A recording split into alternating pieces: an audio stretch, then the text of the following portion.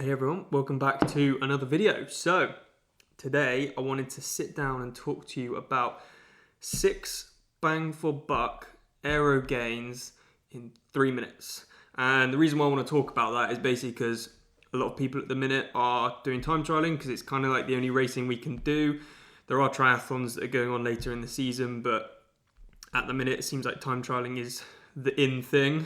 And I thought it was quite relevant. I'm doing quite a bit of time trialing at Castle Combe. I'm doing the DB Max 10-mile time trials, and I will link to their website in the description below. They're selling out very quickly though, so if you're interested, snap up a spot straight away because I've been left out of a couple of races just because I haven't got on quick enough. So if you're interested, snap it up right now. These are going to be like bang for buck aero gains. Like obviously I could sit here and go, oh, if you've got 15 grand, just go and splurge it on a bike and a nice set of wheels.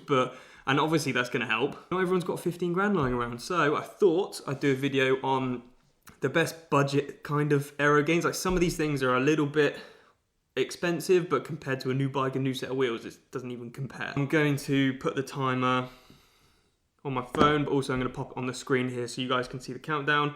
Sipping on a coffee to make sure that I've got loads of energy. Are we ready? I think the camera's cut off my head a little bit. I need to down. Okay. I'm nervous about this. I want to get it right. Come on. 3 minutes, 6 aero gains. All right. Let's go. So 3, 2, 1. Go. Okay, so number 1 is completely free. It's stretching and mobility. Now, the reason why I say that is because if you are more flexible and more mobile, you can get into a more aggressive position and you can sustain it for longer. Your body is 80% of the drag. Your bike's only 20%, quick maths. So if you can reduce the amount of drag that you have, and you can get into a more aggressive position, then you're going to be riding much, much faster.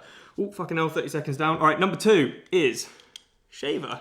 Shave your legs. Now, is this going to make a massive difference? Is it aero gains? I don't really know, but it looks good. It makes you feel good. And if you feel fast, my logic is you go fast. Number 3, we're rolling through these now. Number 3, electrical tape. This stuff is dirt cheap. Completely free for me because I nicked it off my dad, so don't tell him. Anyway, you can cover any bolt holes, any loose cables. You can tie them to your bike or tape them to your bike, and it's marginal, of course it is, but you know, if you feel like you're doing everything to get more aerodynamic, then you're going to feel faster, and it is going to help out. So there's these Overshoes, okay? These super aero Overshoes go over your shoe, obviously, and these ones are the Castelli Rosso. They are Rosso Corsa ones. Super, super nice fabric. They're super quick, and that just smooths out any rough surfaces over your shoes, from your shoe to your ankle, anywhere like that. Makes it super slippery, super fast. It looks cool as well, and these ones, I'll link to them in the description below. I got them from Saddleback. Saddleback is a main team sponsor for the T3 triathlon team, so I'll link to them below. Go check them out because it's a really cool company. Other ones that you can get, a lot of people, they use Velotoes, which is like a latex. It's like a condom for your foot, basically. Super waterproof, super aerodynamic, and fucking hell, I've got 50 seconds left. All right, what are we on? 1, 2, 3, 4. Number 5, skin suit.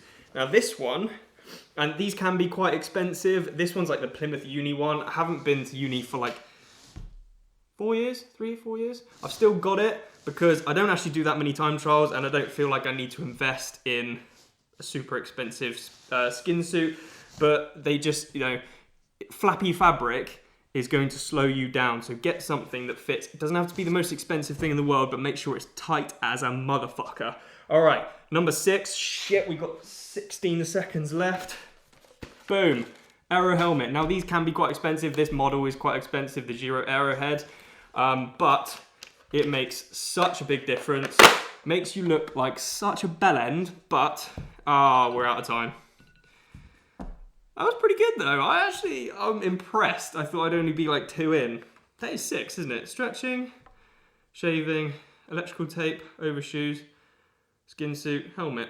Woohoo! Okay, let's just continue a little bit. So, Aero lid. Why do you need one of these? Basically, like I said, smoothing out any surface, making sure that the wind or the air can't catch on anything.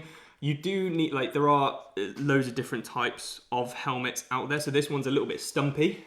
And the reason for that is because generally riders don't keep their head in the same position, especially for longer races. Let's say you're doing a half Ironman or a full Ironman, you're going to be moving your head around, and if you've got a really long tail helmet, that's just going to act as a block in the wind. It's just going to flap around, it's going to be horrible.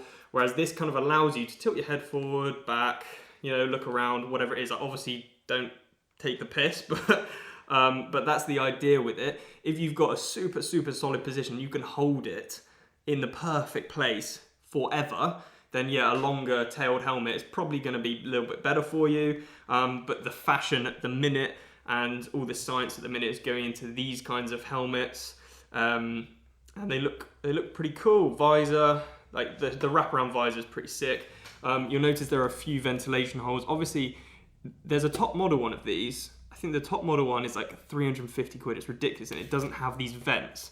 It's obviously going to be more aerodynamic, but at what cost? If you overheat, if you're someone like me who gets really warm and sweats a lot, then it's probably not the best idea to get one of those. It's going to be quicker, but also think about the color of your helmet. So I think that it comes in a black, this helmet, and it looks so sick. It looks so much nicer than the white one. But if you're not very good in the heat, then it's better to get a white helmet. So yeah, I've rambled on a little bit about helmets there, but just to recap, stretching mobility, shaving your legs, electrical tape, overshoes, skin suit, and a helmet. That is all going to make you a lot more aerodynamic. You don't need to go out and buy the nicest bike in the world. You don't need to go out and buy the nicest wheels in the world. Other things to mention, making sure you got good tyres on your bike, making sure they're pumped up to the correct PSI and you're not pumping them too much. There's loads of ways that you can get more aerodynamic and faster without spending loads and loads of money. If any of you think that I've missed something, or if you think something else is worth mentioning, drop that in the comments section below. Actually, it'd be quite cool to see what everyone else's 6 bang for buck aero gains are. So if you list them in the comments section below, I'll check them out. Thanks so much for watching the video, everyone. I really hope you enjoyed it. If you did enjoy it, as always, please like, share, comment, and subscribe if you haven't done already, just by clicking over to my right. It's that way, right? Oh, fuck. And if you want to watch another video from my channel, just click below, and I'll see you in the next one.